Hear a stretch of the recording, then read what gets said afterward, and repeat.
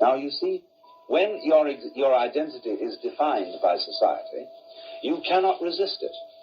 You don't have the knowledge, you don't have the wisdom, you don't have the resources to understand that something's being put over on you. You cannot but help believe the definition of you as a free agent. But you believe yourself to be a free agent as a result of not being free. That is to say, of being hopelessly unable to resist society's identification of you. There's a reason education sucks, and it's the same reason that it will never, ever, ever be fixed. It's never going to get any better. Don't look for it. Be happy with what you got. Because the owners of this country don't want that. I'm talking about the real owners now. The real owners, the big wealthy business interests that control things and make all the important decisions. Forget the politicians. The politicians are put there to give you the idea that you have freedom of choice. You don't. You have no choice. You have owners. They own you. They own everything. They own all the important land. They own and control the corporations. They've long since bought and paid for the Senate, the Congress, the state houses, the city halls. They got the judges in their back pockets. And they own all the big media companies, so they control just about all of the news and information you get to hear. They got you by the balls. They spend billions of dollars every year lobbying to get what they want.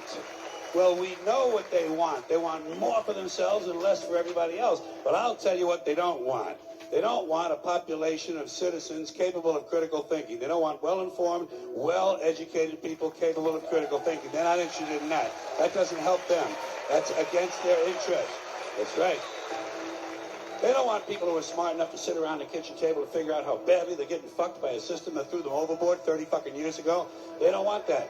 You know what they want? They want obedient workers. Obedient workers. People who are just smart enough to run the machines and do the paperwork and just dumb enough to passively accept all these increasingly shittier jobs with the lower pay, the longer hours, the reduced benefits, the end of overtime, and the vanishing pension that disappears the minute you go to collect it. And now they're coming for your Social Security money. They want your fucking retirement money. They want it back so they can give it to their criminal friends on Wall Street. And you know something? They'll get it. They'll get it all from you sooner or later because they own this fucking place. It's a big club, and you ain't in it.